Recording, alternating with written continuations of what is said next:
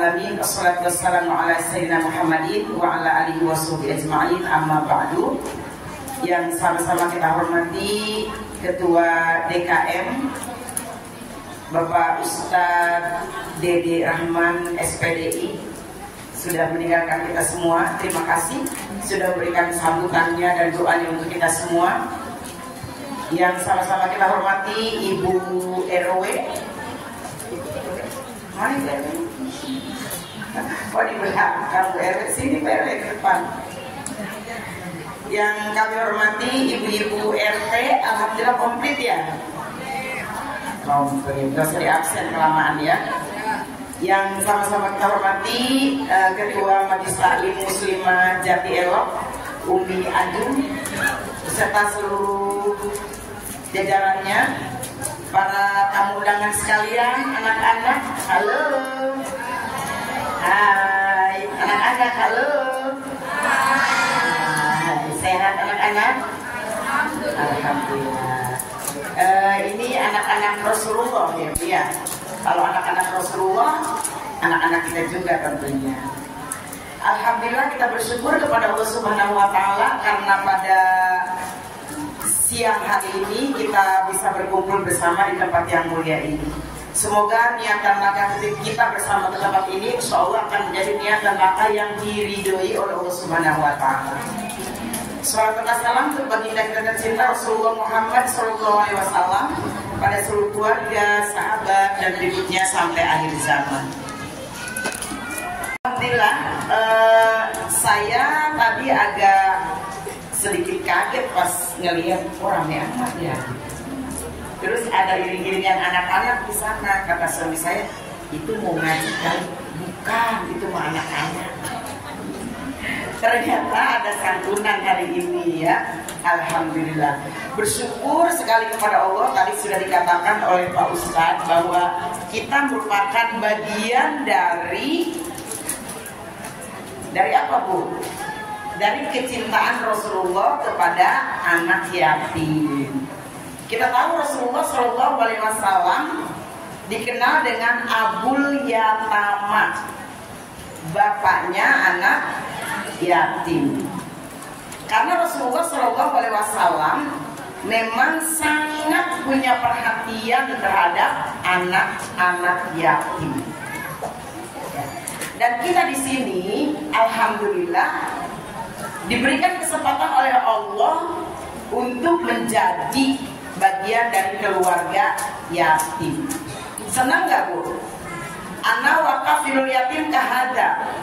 Aku, kata Rasulullah, dengan pembimbing, dengan pelindung, dengan pengasuh, dengan apa lagi Bu bahasanya? Dengan penjaga, dengan penyantun anak yatim itu akan menjadi seperti ini di dalam surga. Mau berdampingan begini nggak sama Rasulullah? Berarti kita harus memberikan perhatian kepada anak yatim. Akan menjadi seperti ini. Kemarin ibu direkrut dana oleh panitia dengan cara apa? Pengedaran amplop, list, amplop, celengannya dibawa ke rumah ibu ya? Dibawa ke rumah apa dikumpulin di sini? Oh, muter celengan. Alhamdulillah. Bagaimanapun caranya, mau ngedarin amplop, mau ngelis, mau pakai celengan, tapi itu sarana kita, ikhtiar kita agar kita bisa berdampingan dengan Rasulullah di dalam surga. Kalau jembatan untuk mengantarkan kita berada di samping Rasulullah datang kepada kita, celengan yatim kah, amplop yatim. Kalau di Menang Lestari itu pakai amplop Bu. Jadi ke setiap rumah diedarkan amplop. Kalau amplop itu datang ke rumah kita atau celengan itu datang kepada kita untuk menjadi jembatan agar kita berada di samping Rasulullah, terus kita tolak, Bu, sayang nggak Bu? Sayang nggak? Kita tolak gitu loh Bu. Enggak lah, saya mah nggak ada receh, nggak ada uang kecil gitu. Padahal itu adalah jembatan yang akan menyampaikan kita berada di samping Rasulullah. Tapi alhamdulillah, ibu-ibu di Jati Elok hari ini sudah mendatangkan berapa? 89. Ada berapa? Oh iya, kurang lebih sekitar 89 anak yatim. Luar biasa. Kalau nyantumin sendiri kan belum tentu bisa ya Bu ya? Belum tentu bisa. Tapi ternyata sekarang ibu-ibu sudah bisa mengumpulkan sebegitu banyak anak yatim dan bisa kita santuni bersama. Alhamdulillah. Dan insya Allah ini merupakan cara kita atau jalan kita berada di samping Rasulullah Shallallahu Alaihi Wasallam. Senang nggak Bu? Senang dong, sudah punya jaminan, sudah punya tabungan agar kita berada bersama Rasulullah Shallallahu Alaihi Wasallam. Walaupun sekarang sudah tidak lagi berada di bulan Muharram ya Bu ya. Sekarang udah bulan apa Bu? Bulan Safar. Orang Sunda kalau mulai di bulan Safar sok sasapareun. Iya, tahu apa sasapareun? Jalan-jalan mulu cenah ya. Terus galak cenah sok itu. Terus eta mah lahirna bulan Safar, galak. Sasapareun cenah ya. Gitu. Emosian. Ngajuruna bulan Safar gitu, lahirnya bulan Safar katanya gitu ya Bu ya. Tapi insya Allah enggak juga ya Bu ya. Tetapi namanya santunan ya Bu ya, halo? Tidak harus persis bulan Muharram. Ya kalau belum terkumpul dananya ya kan Bu? Bulan Safar, dek bulan Mulut, dek bulan lain terserah. Yang penting kita melakukan kebaikan. Nah, cuman memang bedanya kalau dalam rangka Muharram, halo?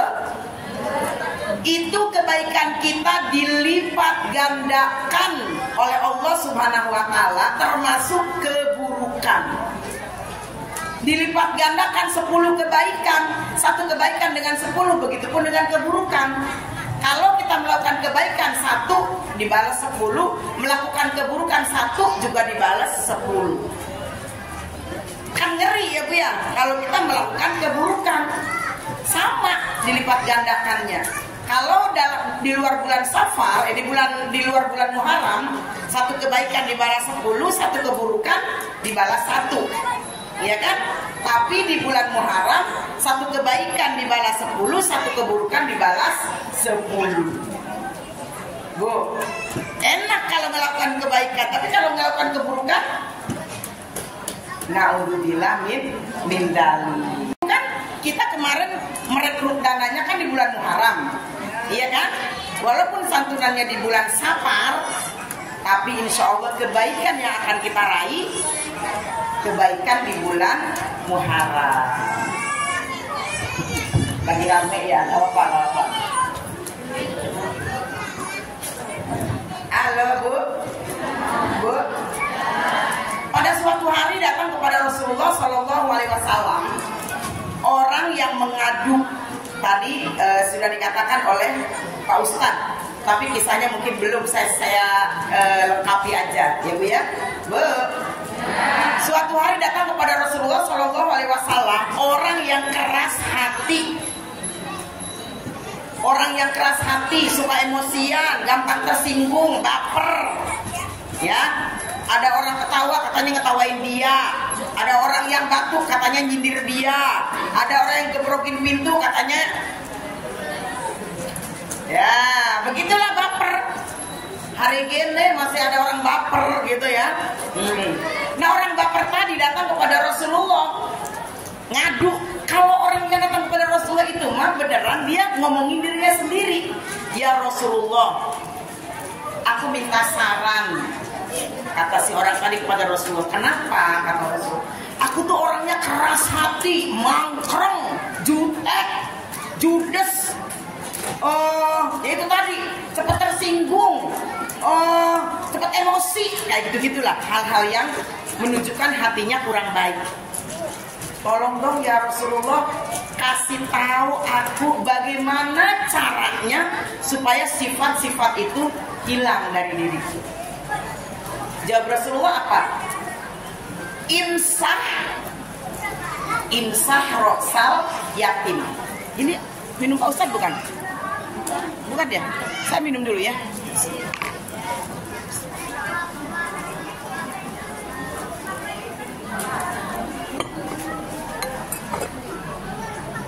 Kata Rasulullah Shallallahu Alaihi Wasallam, imsah roksal yatim. Halo. Rasulullah jawab, salah satu pengobat dari kerasnya hati adalah imsah roksal yatim. Usap kepala anak yatim. Tadi Pak Ustadz menjelaskan mengusap kepala anak yatim kalau rambutnya berapa helai akan jadi kebaikan buat kita, ya kan? Ya betul, secara tampilan. Imsah roksal yatim.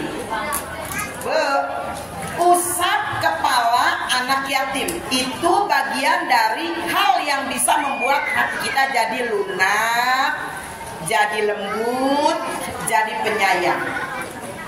Tetapi di dalam ajaran Rasulullah Shallallahu Alaihi Wasallam, imsah roksal yatim itu, usap kepala anak yatim itu, sebetulnya ada pesan yang terkandung di dalamnya. Di balik pesan imsah roksal yatim secara ainiyah, secara kasat matanya, usap kepala anak yatim, tapi di balik itu juga Rasulullah menyuruh kepada kita agar juga usap di dalam diri anak yatim itu sendiri. Maksudnya apa? Takutnya saya ibu-ibu cuma usap doang. Saya akan contohkan. Sini sayang kok, sini. Namanya siapa sini sayang? Dia sini sayang, sini sebentar. Nih, duduk. Ini. Maaf ya, ini kan diusap nih Bu. Halo. Imsah roksal yatim. Maaf ya sayang ya. Usap kepala anak yatim. Tapi menurut Rasulullah diusap ini tadi pahalanya luar biasa. Pak Ustadz sudah menjelaskan. Diusap kepalanya, tapi harus ditenangkan hatinya. Bu, ini anak yatim belum makan. Udah makan belum sayang? Belum. Anak yatim ini belum makan. Sayang, usap-usap. Jadi beredahar.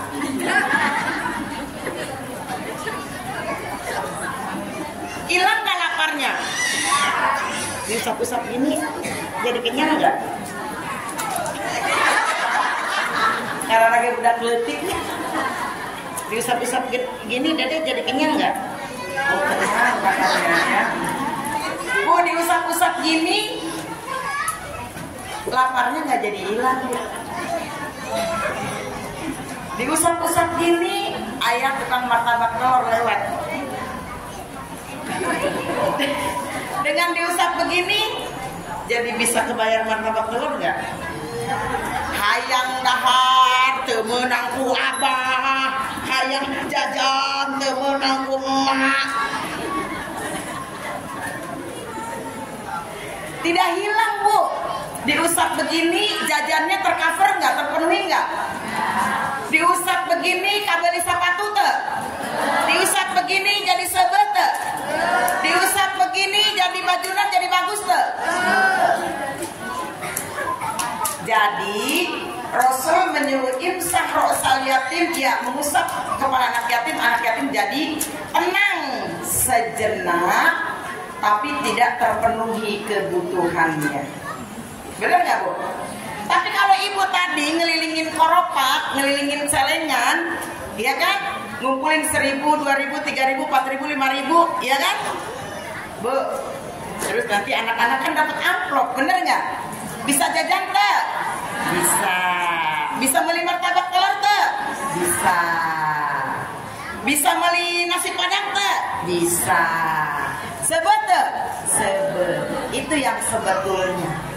Jadi ulah diunyang-unyang huluna doang, ulah jangan diusap-usap palanya doang, tapi disantuni. Makanya kita bersyukur dengan gabungan seperti ini, jadi bisa mengusap.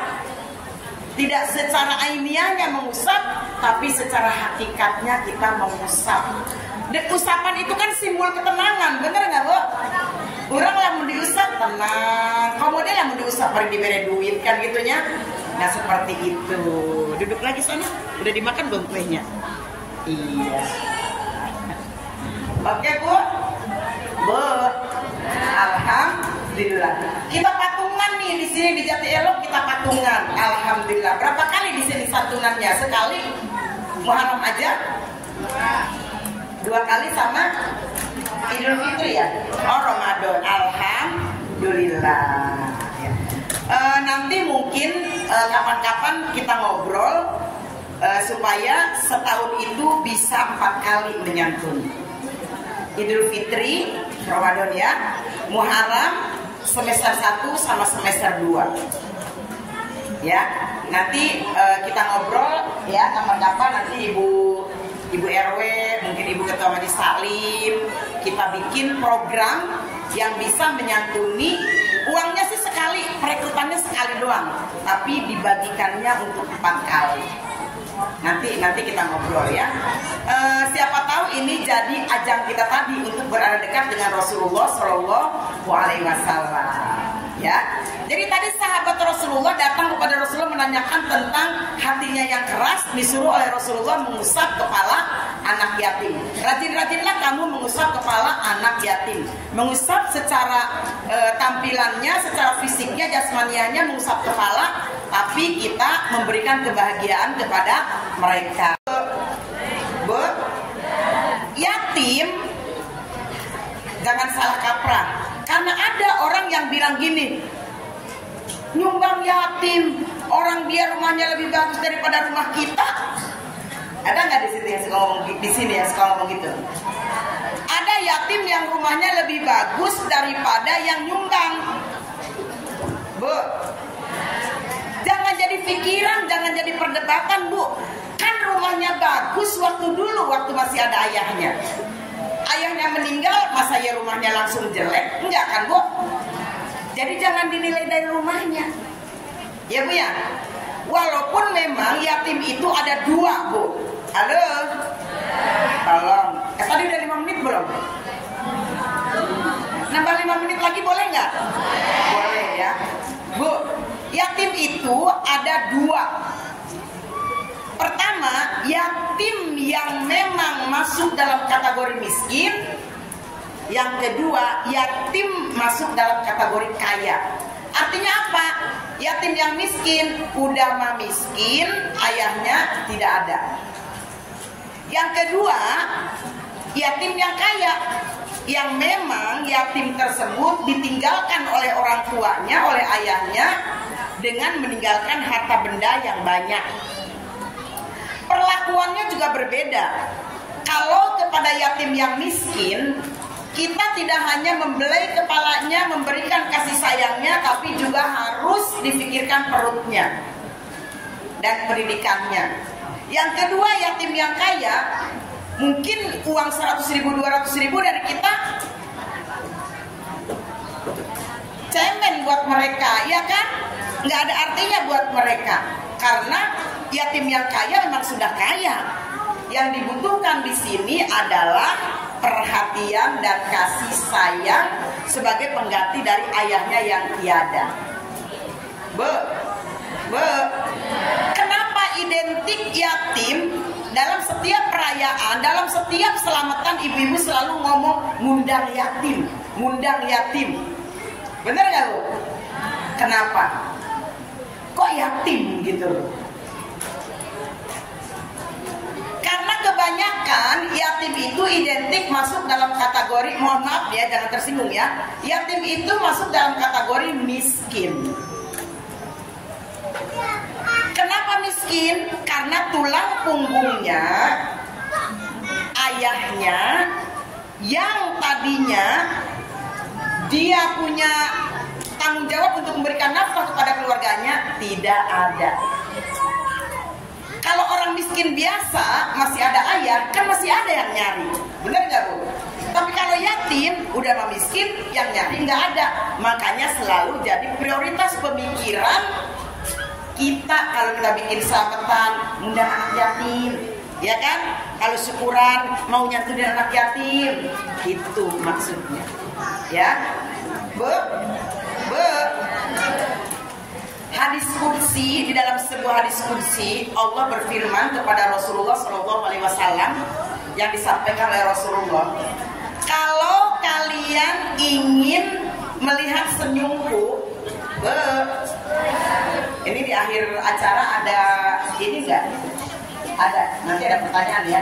Hadiahnya TV berapa ini? 15 in. 15 in aja TV-nya ya, nggak usah gede-gede. Kalau kalian ingin melihat senyumku, kata Allah di hadis qudsi, kalau kalian ingin melihat senyumku, maka kalian harus datang ke 2 tempat. Ke berapa tempat, Bu? 2 tempat. Pertama, kalian harus datang ke tempat orang yang lapar.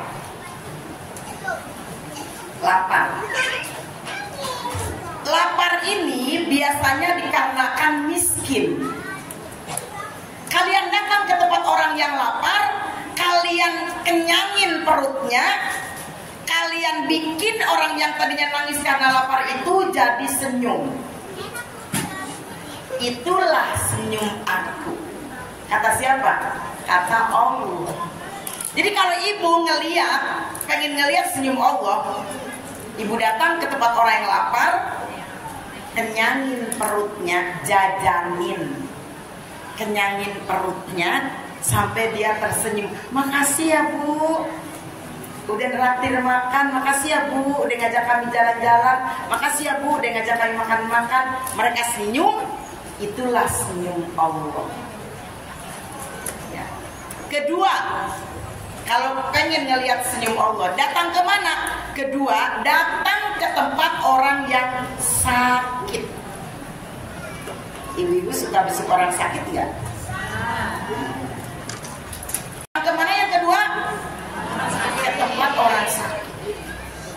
Orang sakit biasanya itu pasrahnya bungkelekan, cek Sunda teh mah. Pasrah bulet-bulet. Oh, bulet-bulet. Pasrah sebenar-benar pasrah. Ibu-ibu kalau lagi sakit ingat arisan RT nggak? Ingat cicilan koperasi nggak?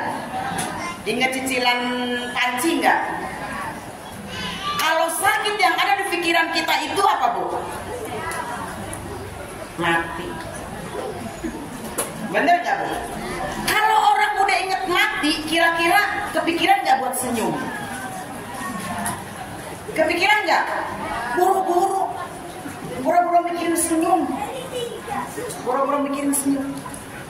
Ya, yang ada Allah, pasti pikir aja gitu. Kita datangi mereka yang emang udah kayaknya udah nggak mikirin yang lain-lain, pokoknya mati. Kalau orang sakit ya, kita datang kepada mereka memberikan semangat, mensupport. Ya memang ingat mati itu wajib buat kita. Tetapi ayolah semangat, kamu pasti sehat, kamu pasti sembuh, kamu pasti ya. Kita datang mensupport mereka, menghibur mereka, ya kan? Ternyata mereka masih mengeluarkan senyum. Punya semangat buat hidup kembali, buat menambah amal ibadah kembali sebelum meninggal, ya kan? Kan yang kita pengen bukan langsung meninggal kan, Bu? Pengen menambah amal ibadah. Ternyata si yang sakit tadi senyum. Ternyata si yang sakit tadi punya semangat. Gara-gara apa? Gara-gara kita datang.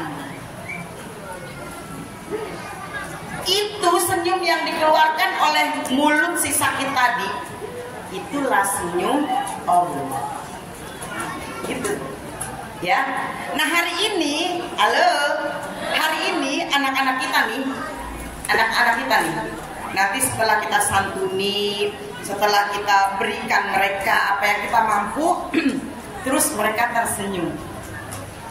Berarti hari ini ibu-ibu akan melihat atau sedang melihat senyum Allah. Mereka belum dikasih aja, baru diundang. Anak-anak nanti tanggal 27 ke Jati Elok. Asik. Udah nyengir aja, udah asik. Ada bayangan dong, iya kan? Ada bayangan nanti dapat amplop, ada bayangan dapat ini. Senyum. Belum dikasih aja ibu-ibu udah dapat senyum Allah Subhanahu wa Ta'ala. Makanya rugi kalau ketika panitia mengedarkan korban itu, mengedarkan kaleng itu, terus kita abaikan. Rugi nggak, Bu? Rugi banget. Bersyukur ibu sudah datang ke sini, ngelihat langsung anak-anak yatim, ngelihat langsung senyum mereka. Berarti ngelihat langsung senyum Allah. Udah nyumbang, udah dapat ilmu, dapat silaturahim. Masya Allah, banyak banget pahalanya. Bu, rugi nggak sih datang ke sini, Bu? Dan ini merupakan jembatan. Apa, Bu? Jembatan. Kalau kita ingin selamat, kalau kita ingin berkah, kalau kita ingin terjaga dan dilindungi oleh Allah, bikin jembatan sebanyak-banyaknya yang menghubungkan antara kita dengan orang-orang miskin, dengan anak-anak yatim. Ibu-ibu di rumahnya pakai pagar tinggi nggak? Enggak. Jangan bangun pagar tinggi-tinggi, tapi bangunlah jembatan banyak-banyak. Kenapa? Karena kejahatan itu terjadi karena adanya ketidakseimbangan antara si kaya dan si miskin. Benar nggak, Bu? Kalau si miskin kalau si miskin merasa terjaga, terlindungi, terbantu oleh si kaya, si miskinnya akan mengganggu si kaya enggak? Enggak. Kenapa banyak kejahatan? Karena mereka butuh. Bukan semata-mata kejahatan itu muncul karena orangnya jahat, bukan. Karena mereka butuh. Iya, Bu, butuh makan, butuh minum, butuh bayar sekolah dan lain sebagainya. Enggak ada yang bisa mereka lakukan selain berbuat jahat. Tapi kalau ada jembatan antara si kaya dan si miskin, si kayanya rajin berbagi, si kayanya rajin memberi, si kayanya peduli, insya Allah lingkungan kita akan aman. Ya, Bu, ya? Bu, akan aman. Tapi kalau si kayanya menutup diri, kalau si kayanya mengisolir diri dari hubungan dengan orang lain, jangan salahkan kalau pagar setinggi apapun bisa dipanjat dengan tekad karena mereka lapar. Kan gitu ya, Bu? Ibu pernah gak berpikir yang gak masuk akal? Rumahnya udah dipagar tinggi, ada CCTV, udah digrendel, udah digembok, udah dimacem-macemin, tapi orang bisa masuk. Secara otak kita nggak mungkin, ya, Bu.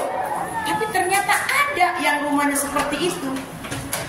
Nah, wallahu alam itu seperti apa? Padahal sudah safety banget itu, udah sangat safety. Kayaknya nggak mungkin orang bisa masuk, tapi seperti itulah. Ya, makanya kita memagari, menjaga dan melindungi diri dan kekayaan kita dengan apa? Dengan berbagi. As-shadaqatu tadfa'ul bala. Sedekah itu menolak bala. Apalagi, Bu, dawu mardokum bis-shadaqah. Obati penyakitmu dengan sedekah. Tolak bala dengan sedekah. Kalau kita punya penyakit yang tidak kunjung sembuh, diperiksa ke sini katanya nggak ada penyakitnya, diperiksa ke sini nggak ada penyakitnya, diperiksa ke sini nggak ada penyakitnya, negatif semua dari beberapa rumah sakit. Jangan ibu-ibu bilang, oh saya nih dikirimin penyakit nih sama si Anu. Emang si Anu itu sirik sama saya. Hati-hati. Tidak seperti itu, Bu. Bu. Kan bisa semuanya negatif. penyakitnya? Introspeksi ke dalam diri kita. Kenapa? Siapa tahu ada hak orang lain yang ditelan masuk ke dalam perut kita sampai tubuh kita tidak mau menerima, maka jadilah itu penyakit. Obati penyakitmu dengan sedekah. Keluarkan dari harta kita untuk mengobati penyakit kita. Karena tadi dibawa ke dokter manapun katanya nggak ada penyakitnya. Mardokum bisodakon. Obati penyakitmu dengan sedekah. Jangan ujuk-ujuk tiba-tiba nyalahin si A. Ya emang dia tuh iri sama gue. Kayaknya dia tuh yang ngirim penyakit sama gue. Kayaknya dia tuh. Nah, tambah lagi jadinya penyakitnya. Ya biar, Bu, jangan sampai. Terus sedekah juga adalah sarana atau wasilah perantara untuk membersihkan harta kita dan diri kita. Khudh min amwalihim shadaqatan tutahhiruhum wa tuzakkihim biha. Ambil kata Allah sebagian dari harta mereka untuk apa? Mensucikan dan membersihkan harta dan diri kita. Bersih itu secara tampilannya, harta kita jadi bersih. Suci itu secara hakikatnya, jadi harta kita akan menjadi berkah buat kita. Jadi sesungguhnya berbagi itu bukan berkurang, berbagi itu bertambah. Tadi Pak Ustaz sudah menyampaikan ayatnya. Matalul latina yunfikuna amwalahum fisabilillah kamathali habatin ambatat sab'a sanabil fi kulli sumbulatin mi'atu habbah wallahu yudha'ifu liman yasha wallahu wasi'un alim. Perumpamaan orang yang berderma, yang berinfak, yang bersedekah di jalan Allah seperti menanam sebuah biji. Biji kita tanam akan menjadi 7 tangkai. Dari masing-masing tangkai akan tumbuh 100 biji. Allah akan melipat gandakan lagi bagi siapa saja yang dia kehendaki. Kemarin ibu-ibu nyumbangnya berapa untuk yatim? 10.000. 10.000 akan tumbuh jadi 70.000. Dari masing-masing tangkai yang 10 akan ada 100. Jadi 10.000 akan menjadi 700.000. Bahkan wallahu yudha'ifu liman yasha. Allah akan melipat gandakan lagi bagi siapa saja yang dia kehendaki. Ya, dan insyaallah hari ini ada banyak kebaikan dan keberkahan yang kita dapatkan dengan sababiah kita berbagi dengan anak-anak yatim kita. Semoga anak-anak yatim kita menjadi anak-anak yang hebat, anak-anak yang mandiri di kemudian hari, anak-anak yang bisa juga melakukan kebaikan terhadap orang lain nanti kalau mereka sudah sukses. Sekarang mereka menjadi al-yadus sufla, kita menjadi al-yadul ulya. Al-yadul ulya khairun min yadis sufla. Tangan atas lebih baik daripada tangan bawah. Sekarang kita menjadi tangan di atas, mereka menjadi tangan di bawah. Siapa tahu suatu saat mereka yang menjadi tangan di atas, kita yang jadi tangan di bawah, kita nggak pernah tahu. Bener nggak, Bu? Iya. Makanya selagi kita bisa menjadi tangan di atas, jadilah tangan di atas. Kita tidak tahu bumi berputar, kehidupan berputar. Mereka lebih sukses daripada kita yang butuh bantuan mereka. Ya Bu ya, kita nggak ada yang tahu. Doakan mereka sukses, mereka betul-betul bisa menjadi orang yang hebat, tidak hanya secara agama tapi secara finansial. Karena sesungguhnya orang Islam itu harus jadi orang yang kaya. Ya Bu ya, benar nggak Bu? Kalau kaya kan bisa berbagi, bisa membangun masjid, bisa melakukan apapun, bisa pergi haji, bisa sedekah dan lain sebagainya. Ya, insya Allah anak-anak yatim kita menjadi anak-anak yang hebat. Halo anak-anak. Halo. Udah capek ya duduknya ya? Duduk dari jam berapa? Dari jam 6 ya? Oh iya, maaf ya, agak lama ya. Doakan nih ibu-ibu di sini, warga Jati Elo, doakan agar mereka rezekinya berkah, agar rezekinya bertambah, kehidupannya mewah. Supaya apa? Supaya anak-anak juga dapatnya lebih. Kalau sekarang misalnya anak-anak dapatnya sekian, nanti tahun depan atau bulan depan bisa lebih. Kalau warga Jati Eloknya rezekinya berkah. Ya, halo. Suka doain nggak? Suka baca Fatihah nggak? Baca dong buat para donaturnya ya. Insya Allah ibu-ibu semua di sini diberkahi oleh Allah Subhanahu Wa Taala. Sepertinya suasananya sudah tidak kondusif karena mungkin namanya juga anak-anak ya. Jadi mohon maaf kalau materi saya hari ini kurang ini juga karena memang ya keadaannya seperti ini. Tapi mudah-mudahan apa yang saya sampaikan tadi ada manfaatnya dan bisa jadi pelajaran buat kita semua ya. Terima kasih. Mohon maaf, ada berapa orang Bu? Ada 7. Ayo 7 orang maju ke depan. Saya akan challenge keberaniannya aja dulu. Saya nggak akan bertanya apa dulu. 7 orang aja yang berani. Ayo 7 orang, ayo maju. Silakan.